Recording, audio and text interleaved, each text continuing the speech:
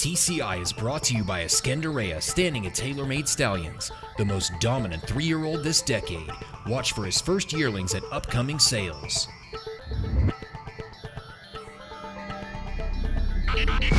Welcome back to TCI, your inside track to the Breeders' Cup. Alongside Joel Cunningham, I'm John Siegel. Today we are going to have an early preview of the Breeders' Cup Sprint Division. And Joel, we're also going to launch a TCI Top 5. But before we do, let's look at the 2 win-in-your-in races that we've already had in this division. And let's start off with the Triple Bend. You know, this was a really good field of sprinters, and we see Central Intelligence in here kind of as an upset winner. Tell me, what'd you think? It was a grade 1 in California, John, so it's a perfect starting point. It's the first win-in-your-in in that sprint division, being that, you know, the Breeders' Cup Sprints, again, at Santa Anita.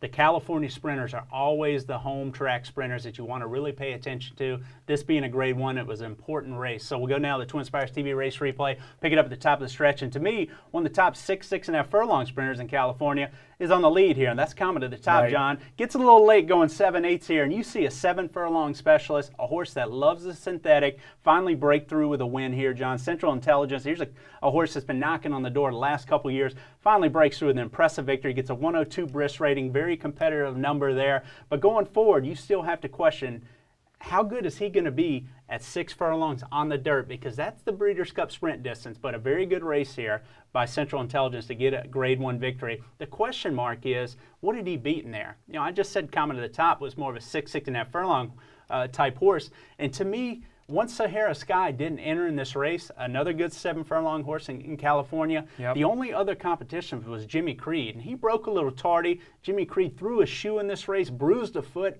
subsequently ran last in here. So once Jimmy Creed ran a poor race, it left it wide open, I think, for Central Intelligence. And for Jimmy Creed, John, here's a colt that I would have had in the top 3 probably in sprint division if we'd have launched one a couple weeks ago. Right. He's very questionable now going forward. He was a horse that, again, I thought would have been one of the top California sprinters second half of the year, but now he's a question mark. Well, we're going to reveal that top 5 in a minute, but let's look at the other win-in-your-in race. It was down at Calder. It was on their Summit of Speed card, and it was the Smile Sprint. Joel, this field was really deep, including last year's winner, Triniberg, but we see another upset winner in here. Tell me what you think of the performance. Another great race with a deep field, and it's at 6 furlongs. The question with the Smile is, again, another caveat, just like the Triple Bend with 7/8 and the cushion track, the Smile run at Calder, John, is just, it's such a typey track, and we've said this over and over about Calder. Some horses love it, the locals. Some horses, I've seen a lot of good horses just simply spin their wheels on this track. So we'll go now to the Twin Spires TV race replay, and we'll pick it up at the top of the stretch. We hit the play button here. You'll see Triniberg, he's part of the speed. He finally gets through along the inside here, finishes up nicely. I mean, I'm seeing what I want to see as far as Triniberg having a rough first half of the year campaign, coming back now. I thought he ran well in here at 6 furlongs, but Bohemian Squall gets a perfect trip. And Bohemian Squall not only showed some quality earlier this year, Gulfstream, winning a graded stake, but we know he loves Calder. Right. And to me, that was the ultimate equalizer for him to be able to beat a horse like Triniberg. Just like Fort Loudon beat Triniberg last year in the carryback. I think Triniberg likes tighter tracks, like Santa Anita. That's where you're going to see the best of him. So a very good sneaky second in here by Triniberg. Good to see him back. We saw him Derby week when he ran against Delaney.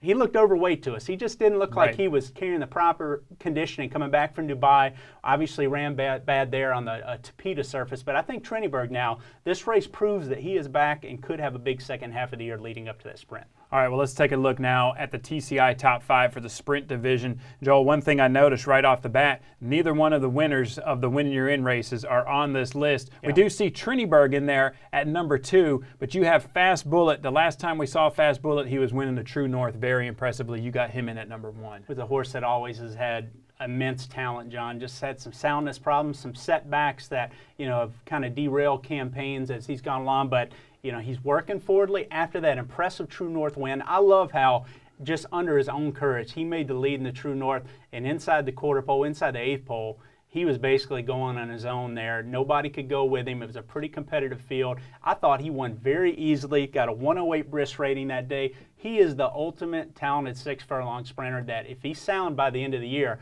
I'm very confident in Fast Bullet's ability to be a top sprinter in that Breeders' Cup Sprint division. Well, last year we really had a good pulse on this division. You know, we had Triniberg very early. We really kind of had a good pulse. Yeah. This year it feels a little more shaky to me. I mean, I'm looking through here. Let 'em Shine hasn't worked since Belmont Day. Declassify hasn't worked since June. You know, I don't see many Grade 1 winners in here. So tell me, I mean, give me some reasons why Let 'Em Shine's in at number 3. Well, I think that's fair, John. I think it's a wide open division this year. I'm leaving Triniberg at number 2. Again, we had him last year. He's a defending champ. I see him rounding back into the form.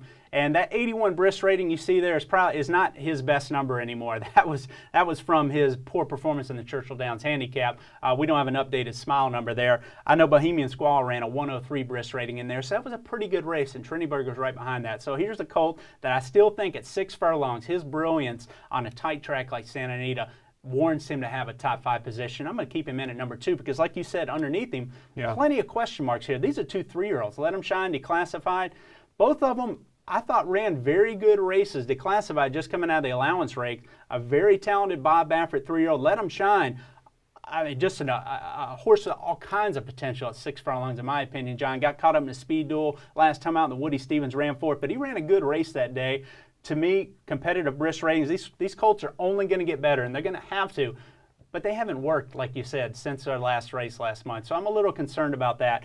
But it just shows you how wide open this division is. Delaney, just look at that huge bris rating, a 114. I mean, here's a horse that had a huge first half of the year campaign.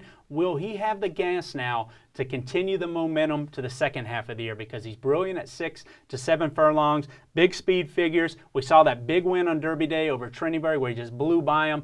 But even he got beat last time out. He broke a little tardy in the Iowa Sprint, and it cost him because he faced another emerging sprinter, Gentleman's Bet, and that was a very fast race that day. So Delaney, I just think on his first half of the year campaign, I'm going to give him a benefit of the doubt from breaking poorly in the Iowa Sprint. He belongs in the top 5 for me, but I am concerned whether he can carry that for the rest of the year. Well, you mentioned with the division this wide open, there has to be other horses that are emerging as top sprinters. Just give me a few real quick before we go. Absolutely. There's several there with potential. I mean, Sahara Sky didn't even make the list. I mean, here's a horse that won the Met Mile, and he's brilliant at 7 to 8 furlongs. He's a late closing sprinter.